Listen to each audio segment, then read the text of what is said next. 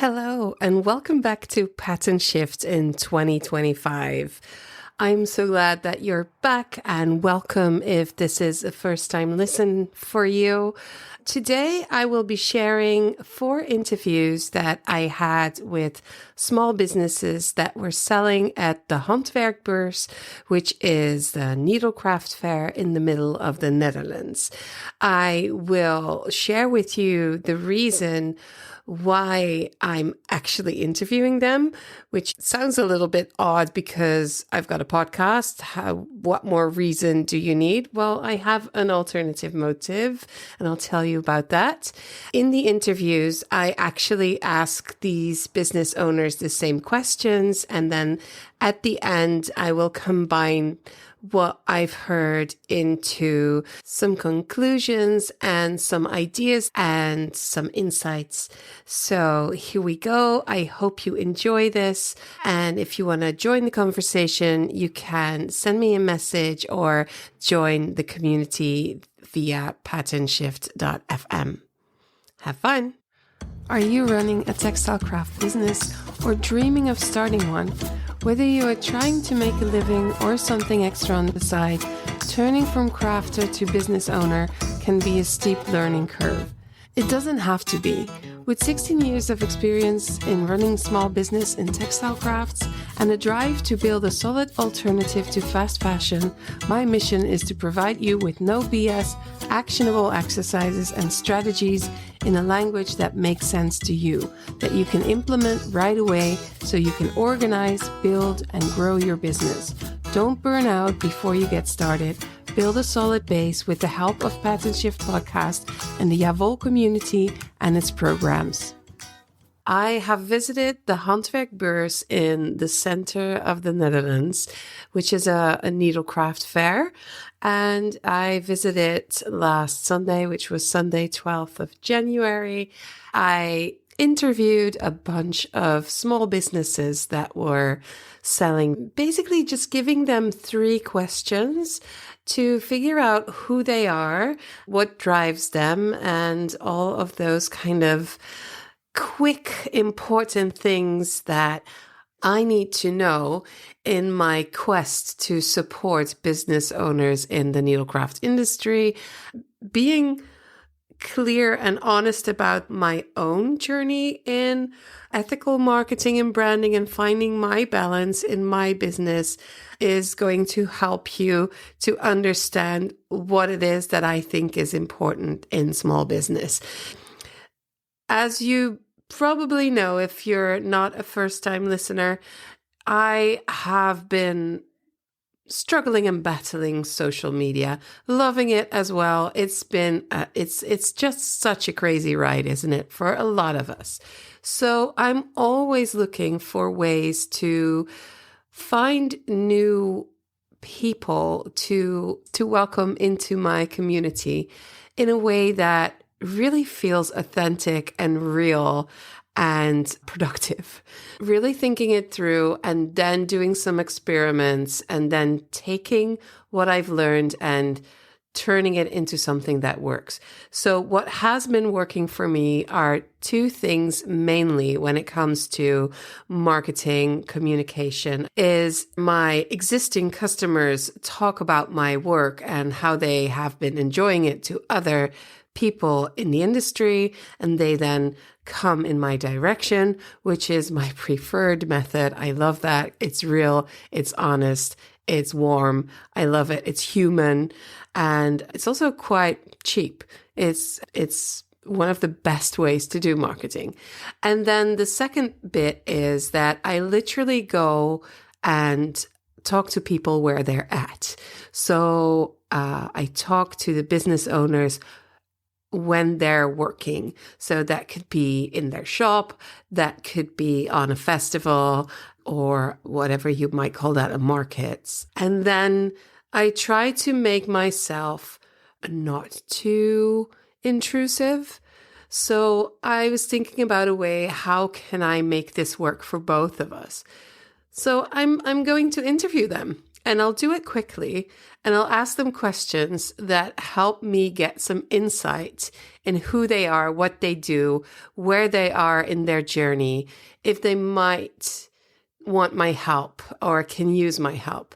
And at the same time, also conveying all of that to you as my listener, so that they then in turn get a little bit of an audience for their business. So then I first of all ask them, would you like to answer a bunch of questions for my podcast? I'll take 5 minutes of your time. You can cut me off at any moment. Any customer goes first. If you don't want to do it, it's fine. And that's kind of the way I approach people. And this particular day, there was one of the people I ended up interviewing was really, really shy. Definitely, well, shy might not be the word because I don't even know them well enough to say that. An introvert, absolutely an introvert, feeling not really comfortable in answering any questions. At the same time, she immediately expressed that she knows it's so important, but it's one of the things she doesn't feel that comfortable with.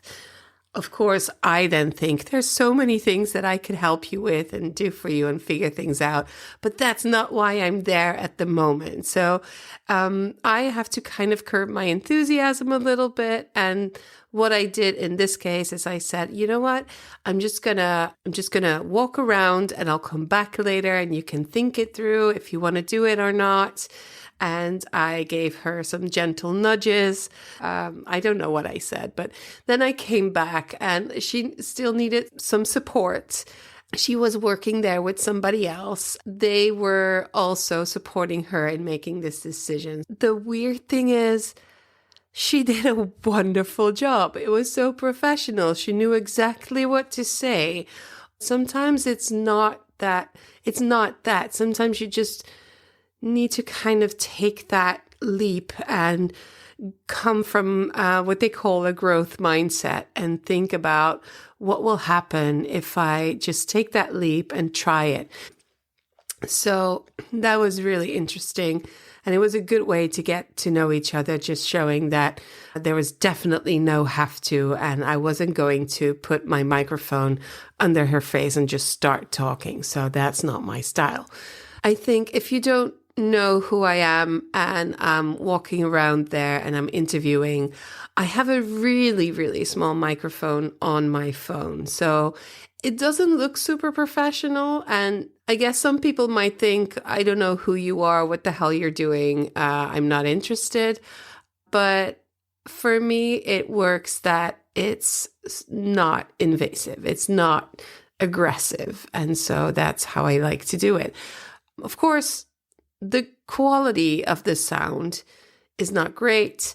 I always kind of cringe a little when people in podcasts apologize for sound. I'm like, yeah, that's just how things are. You don't need to apologize.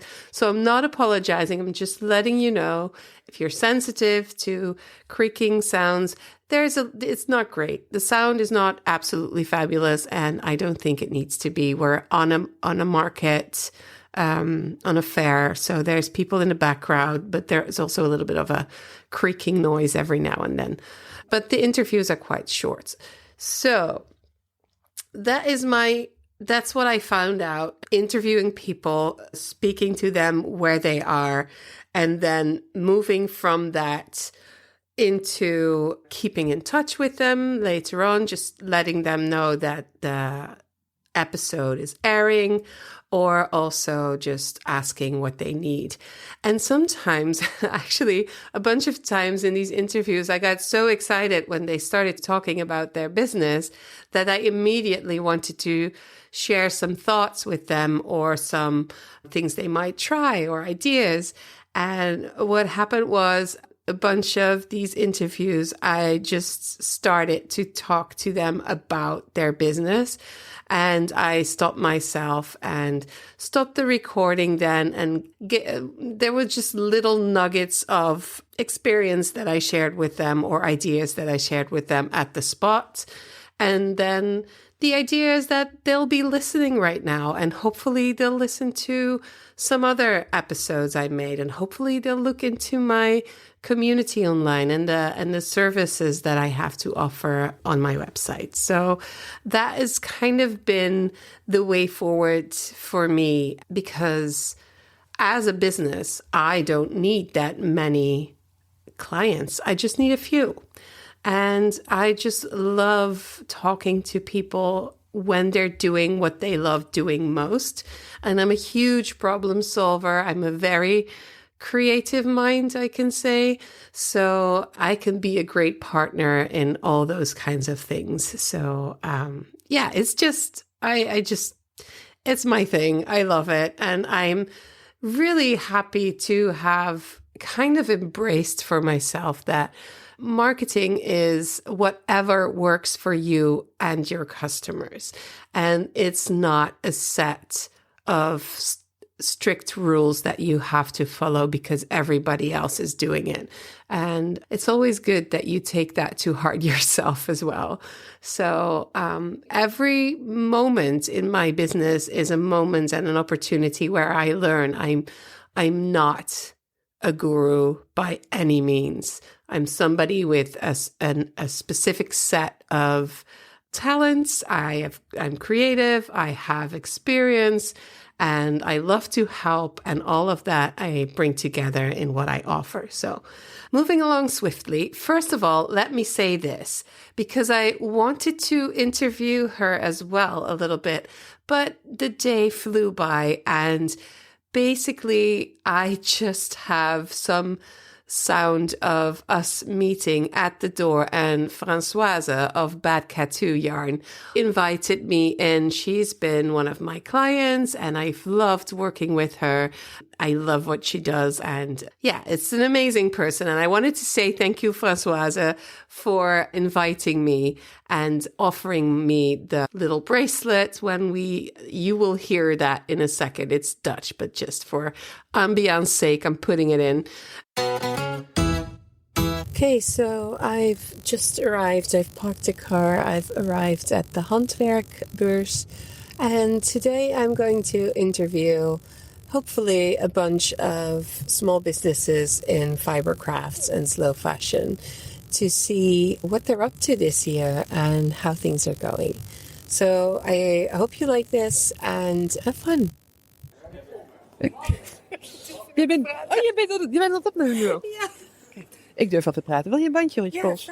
Ja. Deze? Dankjewel. Gaat dat zo? Ja, tuurlijk. We're starting off the interviews with Maaike from the Handwerk Temple, the Crafts Temple. Yes. My name is Maaike. We are from the Handwerk Temple, a business who has been started by Sylvia Verhoef. And we exist about 3 years now. It was a long wish from our owner in combination with more sustainability in the crafts world.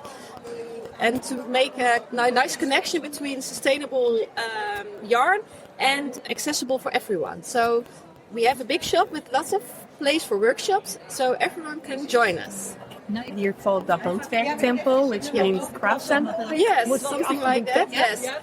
How would you say your business is different from another yarn business? Well, first of all, we have a lot of sustainable yarn. So, for example, our seaweed, we are the only one now who sells the 100% seaweed yarn. We get it from Belgium and we dye it our own, so we can make every color. Lots of seaweed is only available now in a combination with, for example, cotton or in a plain color.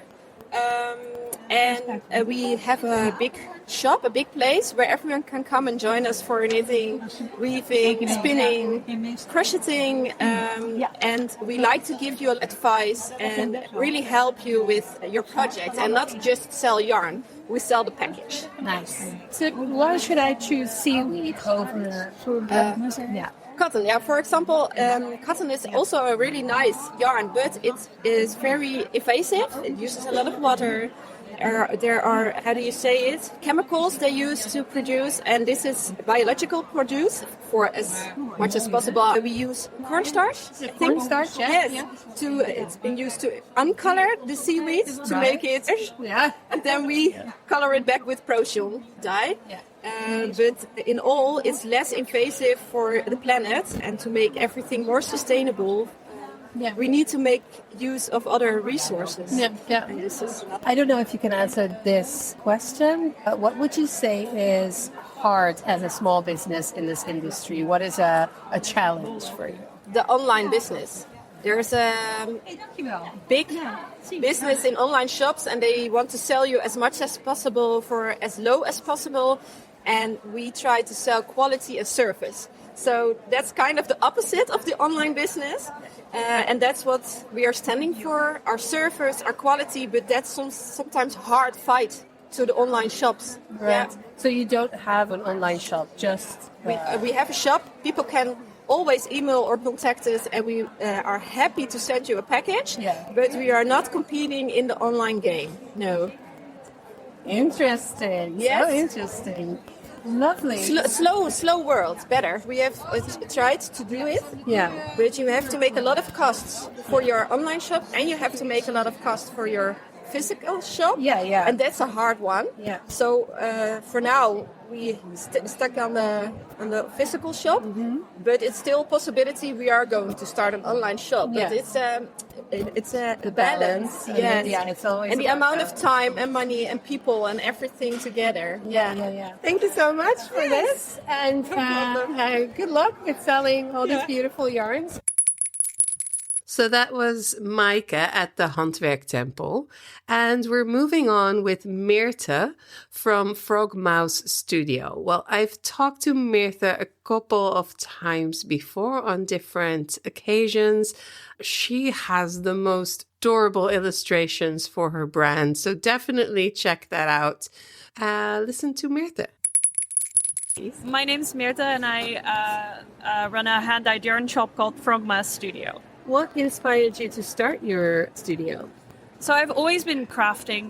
When I was little, my mum would send me to workshops in felting and stuff like that. And my grandma taught me how to knit. And then during the pandemic, I picked it back up. And I was like, I love this. I want to do this all the time. But you can only collect so much yarn before your house gets too small and you have to start selling it. So that's how we ended up here. And how's the journey been so far? It's been great. It's such a nice group of people. You see all the same people at market, so you can make a chat with other store owners and then customers that come back. And it's really fun to see what everyone's been making. So the longer this goes on, the more I see what people have made with my yarn, and that's just really fun. Amazing. What's your biggest challenge in running your business, you'd say? Welcome to the ad section. Here at Pattern Shift, I do not work with sponsors. I'm not the kind of content creator that makes a living in this way. I use my podcast to reach as many people as possible that might need my help, small business owners in the fiber craft community. What I will do is talk about my services and products throughout my episodes and sometimes in little ads like these. You'll hear me talk about my community, about my bullet journal workshop, my one-on-one services, my coaching and mentoring. I even build websites. If you need more information on any of this, go to patternshift.fm or ja-vol.com and you'll find everything you need to get in touch with me. If you go to the show notes page, there's a button you can click and you can leave me a voice message, which I love. It's super easy. Just click record, leave your name and email, and I'll send you a voice recording back. Any question you have, anything you want to say about the podcast, just click the button and leave me a message. I'm here waiting to help. I think it's balancing this, which is, it's a hobby, it's not a living wage. So it's balancing putting enough time into this to make it work with working a day job where you would actually want to spend more time on this, but you can't really do that. Yeah. So that's pretty difficult. So So, what would be your vision for the future? So on short term, I would like to buy bigger quantities of yarn so I can do actual sweater quantities instead of just a few skeins. But largely, I would like to have a physical store where I can have workshops and actually do this for a living instead of just as a hobby. Great. Last question. What would you say makes your brand different from other brands? I think mostly I despise neutral colors. Not to wear, but for dyeing, it has to be bright colors all the time. The 4 or 5 neutrals that I dye are the least fun time I have dyeing. So definitely more color is more better. More color, more better. Thank you so much, Mirte. Yeah, no worries.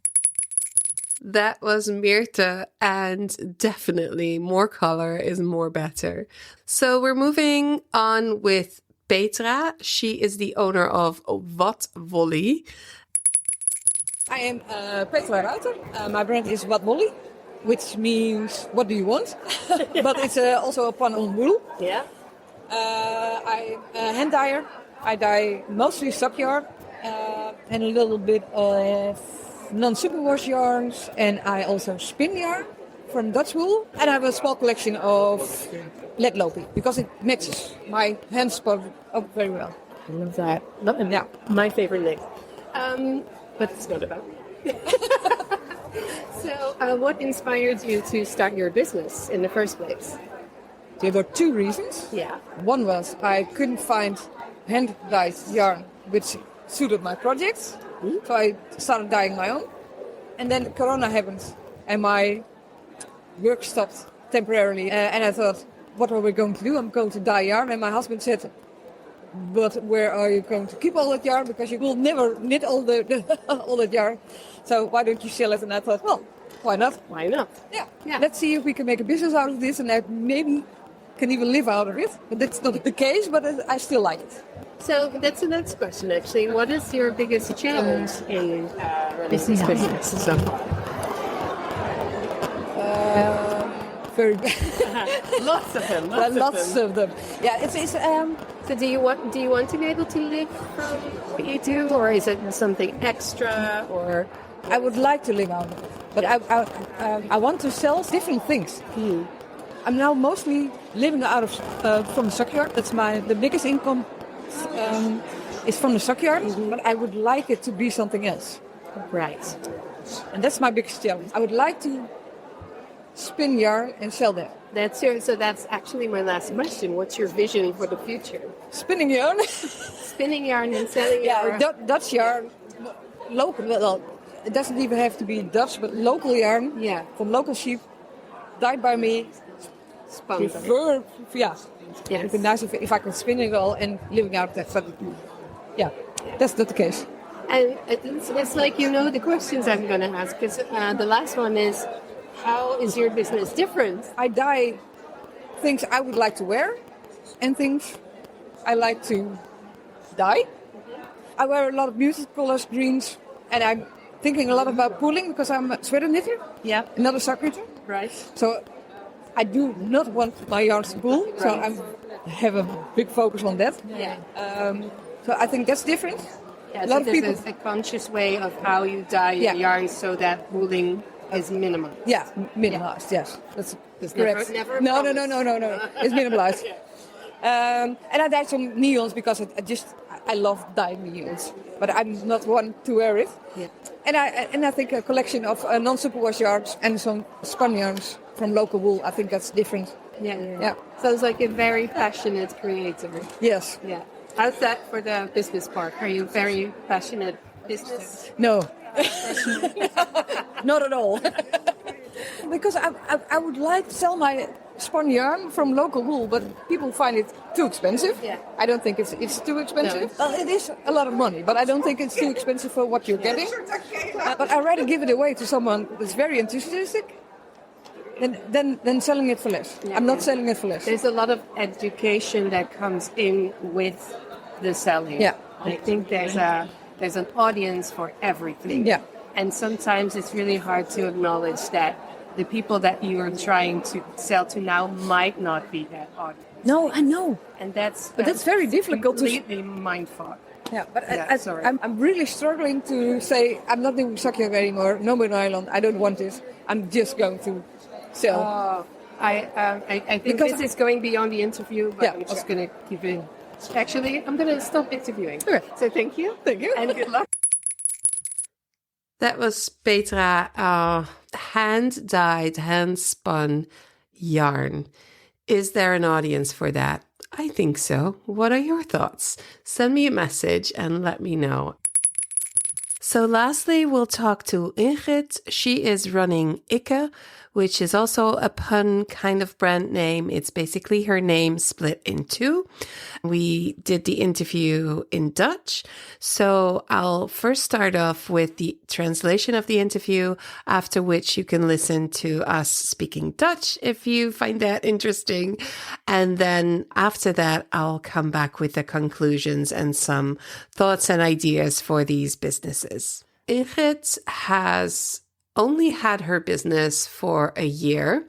It looks quite professional in terms of her branding. She's got consistent branding on her skein bands and on her drop in the back of her stall, and it looks really neat and tidy and clean, and it has good contrast, so you can immediately see what brand it is when you pass past the stall.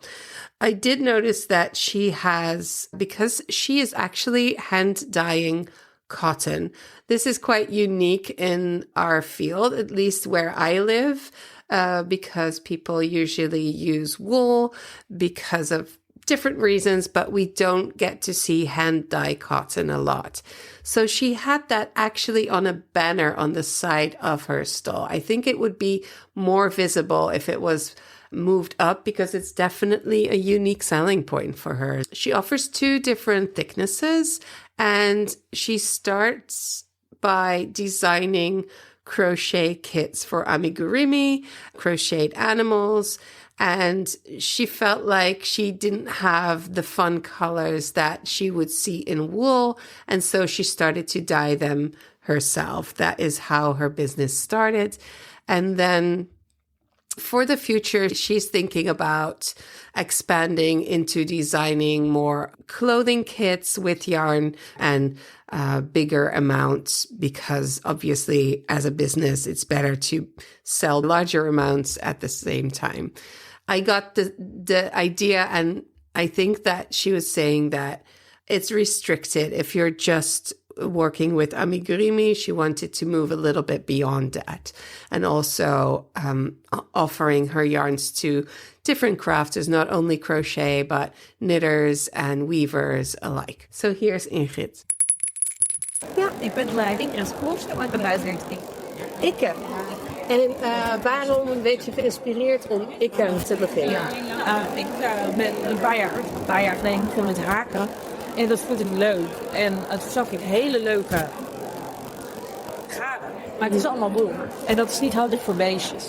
En toen ben ik zelf gaan verven. Dus jij verft. Wat voor materiaal? 100% katoen. Ik heb 2 verschillende diktes. En dus 400 meter op 100 gram. En 200 meter op 100 gram. Wat maakt jouw merk anders dan alle andere? Je hebt het antwoord eigenlijk al gegeven. Het is 100% katoen. En handgeverfd. En handgeverfd. Ja. Ja, dus handgeverfd katoen om mee te haken. Natuurlijk kan je er ook wel mee draaien. Ja. En weven heb ik ook al gehad. Ja. Precies. Maar dit zie je gewoon echt weinig tot niet. Klopt. Dus je hebt wel echt een unieke positie. Ja. En hoe lang geleden ben je begonnen? Een jaar. Een jaar pas. En het ziet er al zo uit. Ja. Wauw. Dankjewel. Ik ben echt onder de indruk. En je hebt ook een heel duidelijk logo. Ja. En ben je daar veel mee bezig met dat soort dingen? Ja, daar ben ik veel mee bezig. En ik wil wel de herkenbaarheid. Ja. Dit vind ik belangrijk. Dat inderdaad de herkenbaarheid van het product. En dat ook inderdaad mensen dat makkelijk kunnen vinden. Ja, precies. Ja. Want ik zie ook een banner achter in de stand. Waarbij heel duidelijk je logo weer terugkomt. Wat je ook ziet bij de aders. Wat vind jij moeilijk aan je bedrijf runnen? Het is een uitdaging, laat ik het zo zeggen. De uitdaging is inderdaad de balans vinden. Want het stukje verven, ik vind de kleuren heel leuk. Alleen ik verf niet alleen voor mezelf. Tuurlijk verf ik ook voor mezelf, maar ook voor een ander. En ik ben wel heel erg mijn interpretatie. En dat hoort natuurlijk ook bij je eigen bedrijf. Maar daarbij zal iemand die van echt helemaal effen houdt, ja, dat zal bij mij niet... Nee, want het zijn variegated yarns, noemen we dat, hè? Ja. En dus heb je ook self-striping. Ja, omdat als je kleine rondjes haakt, dan wordt het snel al een beetje. Dat heb ik gehad. Alleen vind ik qua verf heel intensief. Dus daar heb ik eigenlijk als alternatief de minis voor. Dat je dus inderdaad eigenlijk zelf je kleuren bij elkaar kan zoeken. En dus inderdaad zelf kan beslissen wat jij qua kleurcombinaties. Ja, precies. Nou, het ziet er echt fantastisch uit.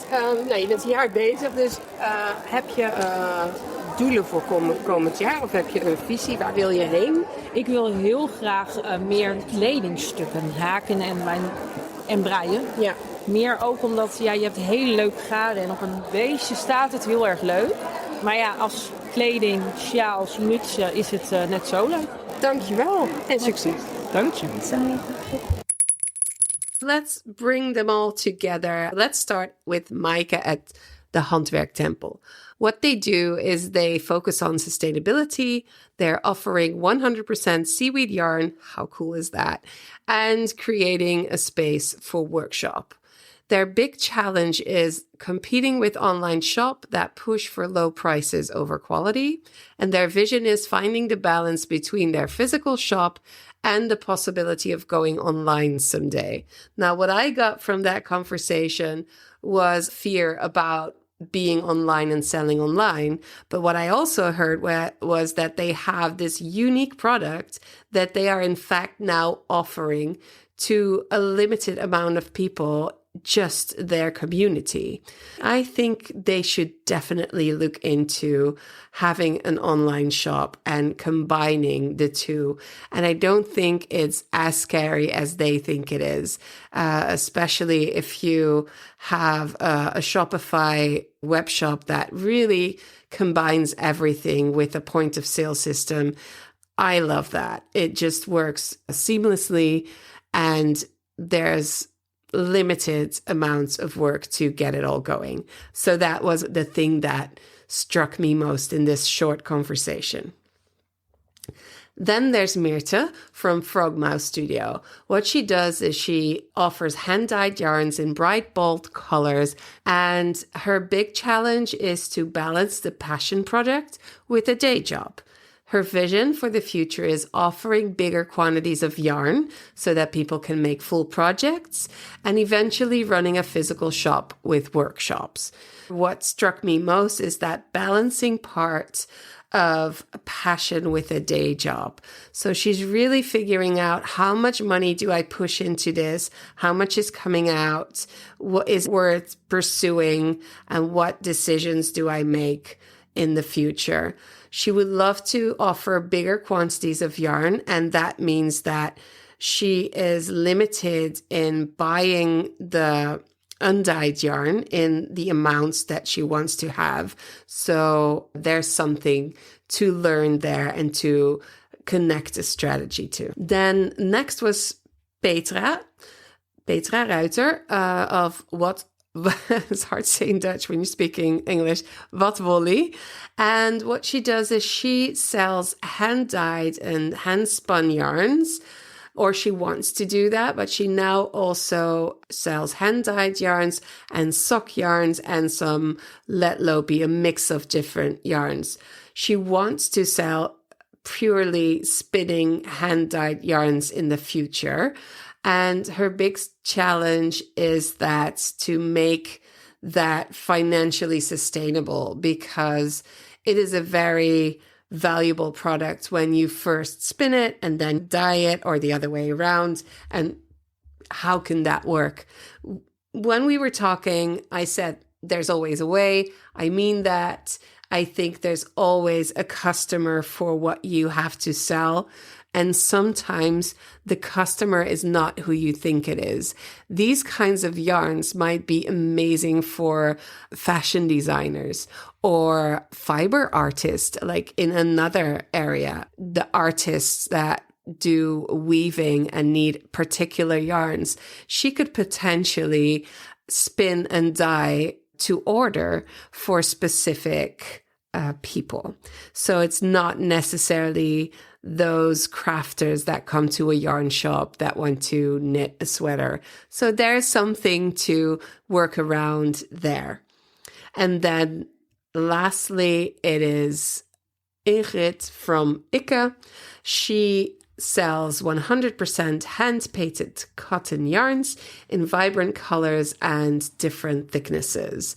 She mentioned her biggest challenge is balancing creativity with what customers want, and her vision is expanding into clothing items and growing a recognizable brand. Now, she has just started with this business, so there's lots of things to learn, but she also has got a really good mind for business, as I could tell.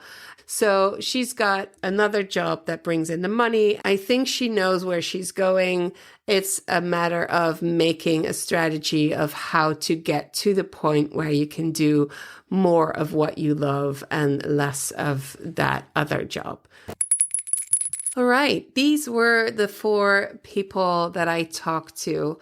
A lot of them quite new to the scene. A bunch of them had started their business during COVID, dyeing for themselves, becoming aware that you can only dye so much for yourself before you start accumulating too much hand-dyed yarn and then selling that. They had definitely some overlap in how they approach colors, in dyeing bright colors and fun colors because it's just more fun to dye. And some of them are actually thinking about what the audience wants.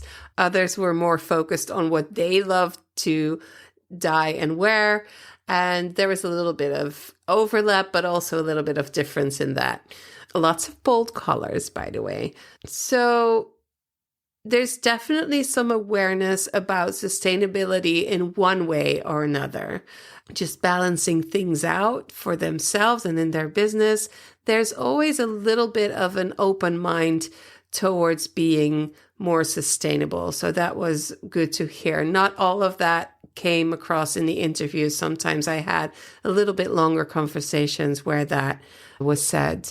The bigger picture we can say is that these businesses are really driven by creativity and fun, but they're also really starting to notice the challenges of scaling up without losing the personal touch, educating customers about the value and the prices, and also balancing their passion with making a living.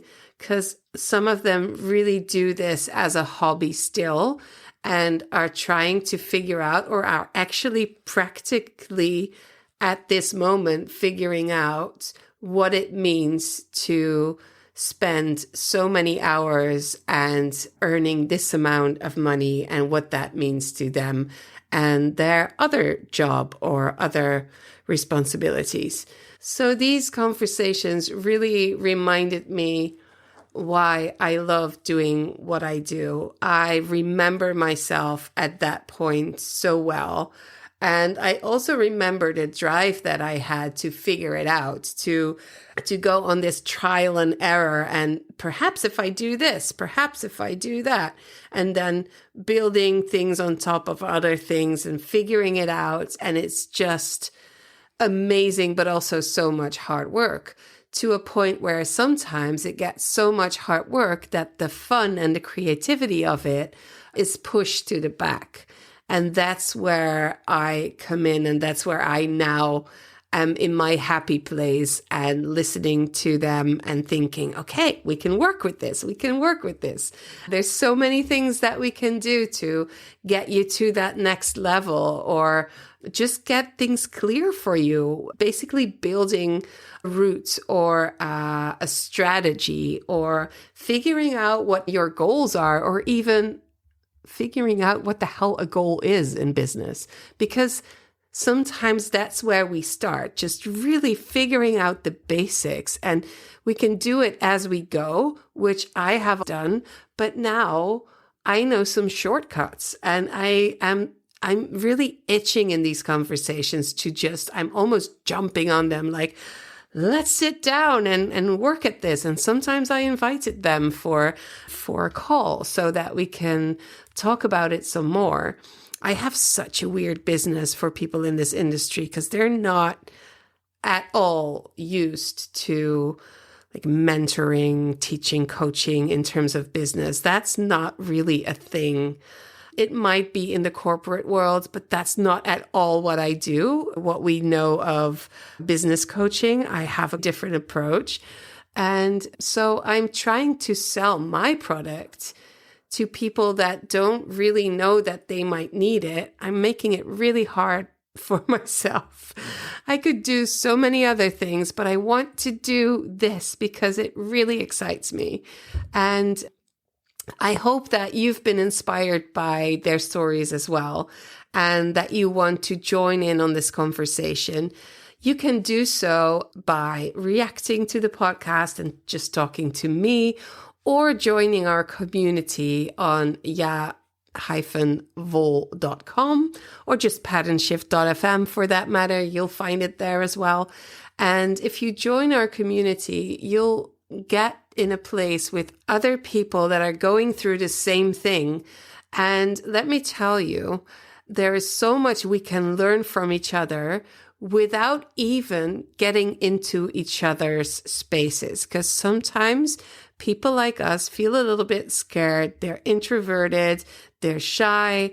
They feel like they want to protect their business with everything they have because people are copying things. You are not sharing anything you don't want to share. And at the same time, we can still really support each other in really practical, but also some more deeper things like philosophy about what we do and those kinds of things. In addition to that, we do not forget the crafter behind the seller. So all these people, all the people that run these businesses are crafters themselves. In the community, you can learn about fibers, you can learn about different kinds of things. I recently made this whole stash challenge so you can really get your stash, your personal stash in order, or for that matter, your professional stash.